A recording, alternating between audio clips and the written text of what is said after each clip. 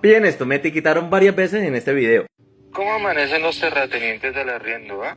Ya desde este punto me doy cuenta que los argumentos no son exactamente el fuerte de esta persona. Y eso que se hace llamar el profe. Descansó el país que piensa que seguir los consejos del Banco Mundial y de la OCDE sobre el tema pensional es una expropiación, es un robo. ¿Y qué fue lo que dijo la OCDE? Bueno, que las pensiones no deberían ser por debajo del salario mínimo, primero, y segundo, que las personas más pobres que nunca cotizaron deberían tener algún tipo de pensión, pues para ayudarlos. Así como se hace en la mayoría de los países de la OCDE. La cuestión es la siguiente: ¿quiénes son los demás miembros de la OCDE y por qué ellos sí pueden hacerlo? Resulta que básicamente somos los pobres del grupo. Es la importancia del contexto, y resulta que estos no es que se hayan vuelto ricos por hacer esto. Pueden hacer esto porque son ricos. Pero resulta que esto no fue lo único que dijo la OCDE. Resulta que también dijo que las pensiones del fondo público son demasiado generosas y que se debería cobrar un impuesto a esas pensiones para ayudar precisamente a pagar estas otras pensiones que se quiere que se paguen. Ahora, señor pensionado, ¿qué tan dispuesto está usted en pagar más impuestos para ayudar a pagar estas otras pensiones? ¿Si tiene el corazón suficiente para hacerlo? Yo creo que no, ¿cierto? A Sarmiento Angulo para invertir en infraestructura sus ahorros pensionales, para sacárselos en los peajes de nuevo, ¿no? Aquí siguen insistiendo en que Duque le dio esa plata a Sarmiento Angulo, cosa que no es así y ya lo expliqué en otro video. Los fondos privados de pensión no necesitan permiso del gobierno para hacer estas inversiones. Duque, ni Uribe, ni Fico les da esa plata a Sarmiento Angulo, él ya la tiene. Y tanto Sarmiento como los demás miembros de los fondos privados ya tienen el permiso de los cotizantes para hacer estas inversiones. Ahora la parte en la que dice que te van a sacar esa plata con peajes, o sea, te van a cobrar peajes sobre una plata que ya pagaste en una inversión. Pero resulta que no todo aquel que pase por estas carreteras está en esos fondos, así que no todos han hecho esta inversión. Segundo, es una inversión y como tal requiere rendimientos, es por eso que se necesita devolver esta plata con unos rendimientos. Tercero, la inversión es de 4.5 billones de pesos, pero debemos tener en cuenta que pavimentar un solo kilómetro de carretera cuesta 4.500 millones de pesos.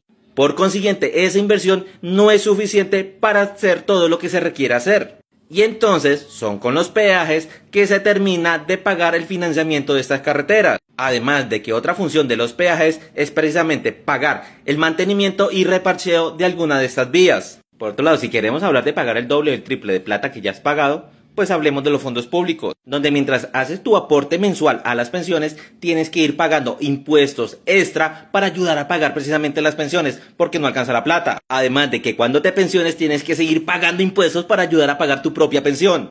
Eso sí que es un robo. Pero continuemos, que viene la parte más importante. Este informe es de ayer, 6 de abril, que dice que el sector de pensiones y cesantías perdió cerca de 5.6 billones, o sea, 5.6 billones de los ahorros de los colombianos, o sea, el sector cesantías y el sector pensional. Este señor hace referencia a un artículo que sacó Forbes Colombia sobre un reporte que sacó la Superintendencia Financiera de Colombia, donde efectivamente dice que los fondos de pensiones y cesantías perdieron 5.6 billones de pesos. Pero es una lástima que solo haya leído el artículo de Forbes y no haya visto el informe de la Superintendencia Financiera. Este que vemos es el cuadro resumen del cual Forbes Colombia se pegó para sacar el artículo. En esta parte efectivamente podemos ver que hubo una pérdida en el primer trimestre de 5.6 billones de pesos. Pero si vemos un poquito más a la derecha, venimos de tener unas utilidades de 25 billones de pesos. Además, nuestro patrimonio de ahorros ha crecido en un 2.8%. O sea, técnicamente no mintió, pero al no decir toda la verdad, está desinformando. Tal parece al profe no le gusta leer, o tal vez no le interesa porque ya tenía con qué desinformar. Ya tenía de qué pegarse para alimentar su discursito barato. Ya en otra ocasión había dicho que no existe inversión 100% segura que te garantice que nunca vas a perder. Eventualmente siempre vamos a hacer alguna inversión en la cual perdamos plata, y eso también le pasa a los fondos privados. La cuestión es que son malas veces que se gana que las que se pierde, a diferencia del fondo público que siempre es un pierde-pierde. Eso sí, los bancos son los únicos que alcanzan a tener utilidades.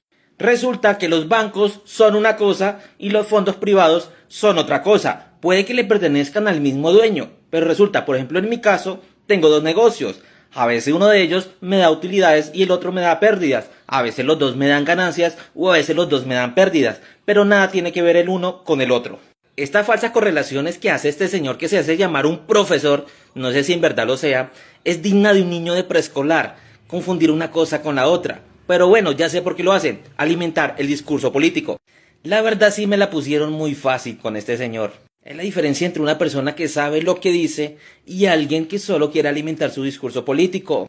Y para ellos no le importa mentir o decir verdades a medias o simplemente desinformar. Pero estos personajes precisamente se aprovechan de las personas que nunca leen y tragan entero.